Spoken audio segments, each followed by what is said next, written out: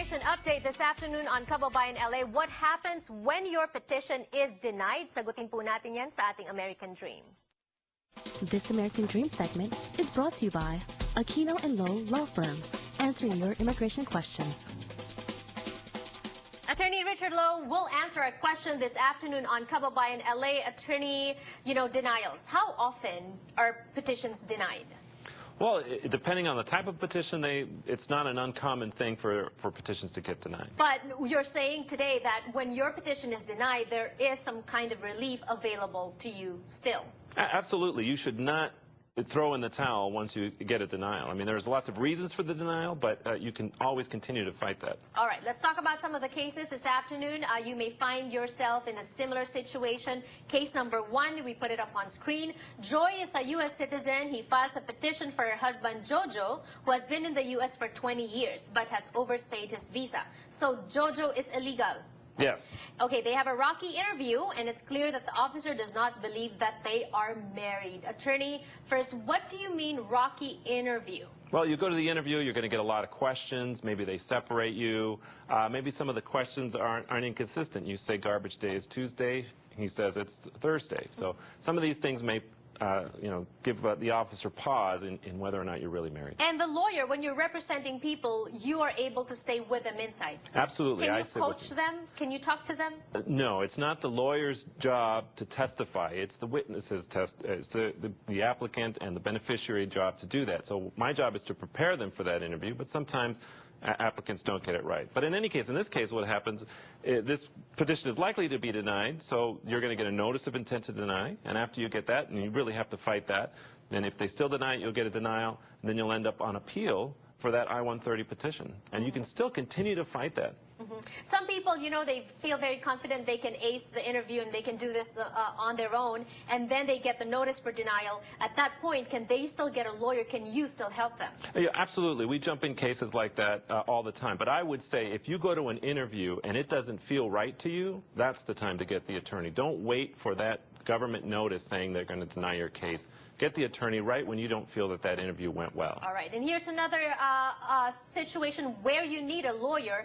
Joy and Jojo get interviewed a second time, and Jojo reveals that he entered the U.S. using an assumed name, which is illegal, obviously. Yes, it's illegal. So now Jojo has a waiver problem. He files a waiver, and we're assuming the waiver gets denied. This would be a waiver for misrepresentation or fraud. Those are frequently denied at the district level. So you're going to file an appeal to the Administrative Appeals Office, which is an internal appellate unit, and those are frequently denied. Right. So really, this case is going to end up in immigration court, and strangely enough, this is where you want to be with this type of case, because waiver cases do very well in front of immigration judges, and you have much better success. And obviously you need a lawyer for that. But first of all, why do people do that? Why do people enter the U.S. under assumed names? The most frequent thing that I see in my practice is that people who have tried to apply for a visa and are denied, and then they just want to come in. So they go through a travel agency or something, and then they come in as assumed name. Okay, so it's not uncommon. People do it. It's not uncommon. Okay. All right. Situation number 3. Joy dumps her husband, Jojo, after finding out about his 3 illegitimate U.S. citizen children, and falls back in love with her high school sweetheart, Manny, who's in the Philippines. She has filed a fiancé petition for him, but they haven't seen each other in 20 years. So what do you think are the chances of this case? Well, again, this is a very difficult case, and now you're dealing with the processes at the embassy. At the embassy, you have much more limited review than you do here in the U.S. So really, if you want to have a case where you think it's going to be problematic, the best place to bring it is the U.S. But in this case, we don't have that opportunity.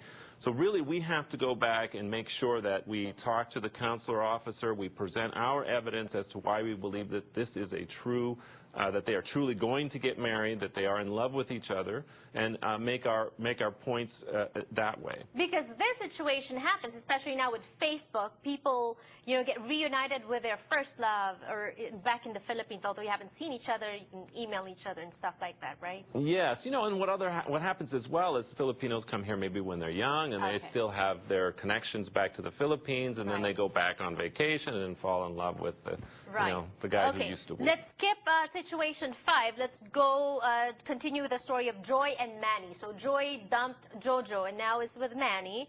Manny's able to come to the U.S., but after 2 years, they separate. What happens? Well, this is the situation in a 751 where you know, he comes in on that fiancé petition, he becomes a conditional permanent resident. He has to remove those conditions after 2 years. And sometimes these do get denied because of the short time in which they're married. But these, again, you appeal these, you make sure that you put in your evidence, and you have another crack at this as well once you get into immigration court. So really you have a lot of opportunities to put your case forward. And I also believe that the difficult cases where you're removing conditions do better in front of immigration court because you actually have live witnesses who can talk to the judge and tell them that, yes, they were really married. Right. And so that is why we need lawyers for these things, because they know better, they know the updates, they know what to do, they can give you your options, explain to you the ramifications of certain mistakes that you've done in the past, and they can help you find a solution. That's the number to call on the screen. Schedule your appointments now. Consultations with Aquino and Lowe Law Firm, Attorney Richard Lowe and Attorney Allison Aquino. Thank you so much. More power to you. Thank you. Sexual trafficking, very serious, but we need to talk about that. That's when we return on the show. Don't go away.